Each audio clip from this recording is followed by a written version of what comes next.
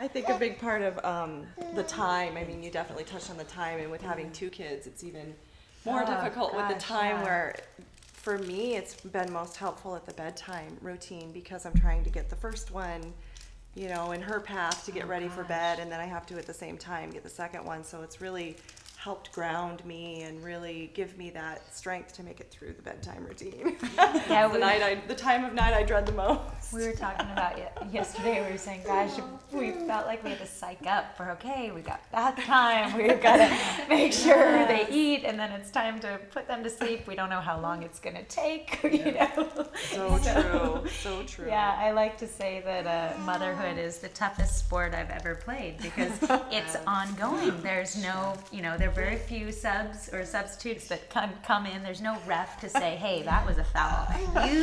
You were tired, but hey, you're not going to sleep, why not? So it's so important to pace ourselves, but it's really hard to have that perspective, I think, especially because of the sleep deprivation. Yeah. Yes, and a lot of the balancing techniques that you've taught me have really helped a lot as well, and especially the bending over in the crib and the little hush little baby series. Yes. I don't know what it is with the second one, but she's just really taken an effect on my back. So really incorporating all of those movements have helped a lot. When he is fussy, the best thing is doing the plies and the mini lunges and just the singing songs together. And he just loves that movement of up and down. And I know I'm feeling better, and I think he must feel the relaxation that comes through me, because it really puts him in a calm place, and then he just wants to either go to bed or just sit quietly and, you know, read a book, and then I can bring him down to a calmer level. Yeah, I remember you saying that the 5 Little Monkeys series is one of your favorites because it actually soothes him and, as you said, calms him down. It does. Oh, that's so I love being able to sing the songs because who can remember to count or, you know, what numbers?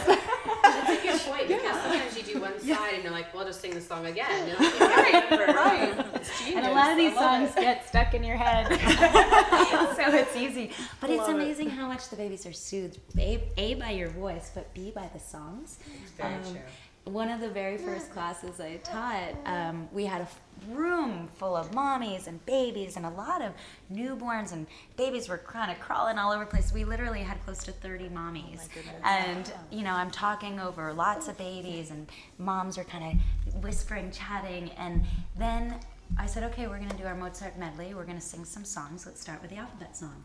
As soon as we started singing, this hush kind of came over the room, and all the babies kind of looked up and were curious, what's mom doing? I hear mom's voice. And that's something I really want to stress too, is being close to mommy is so important to, you know, for their own development. And I just knew for my own sake, I didn't want to have to leave my baby to be able to get back to the feeling of being strong and being fit and feeling, you know, like I could be a wonderful mom. But that's true, like time-wise for me was really a challenge.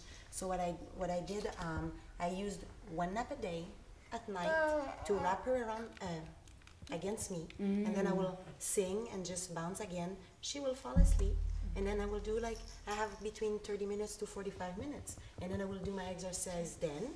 And also I felt it was with her, and I didn't felt kind of guilty to train, because sometimes I was like, I don't want to train, I want to be with Zoe and play around. And so that was a great compromise, to have her against me, having a little moment with her, like that she's with me, I have my exercise, and she's also happy, feeling the heartbeat and everything. So that was also another integration of your class into my daily routine.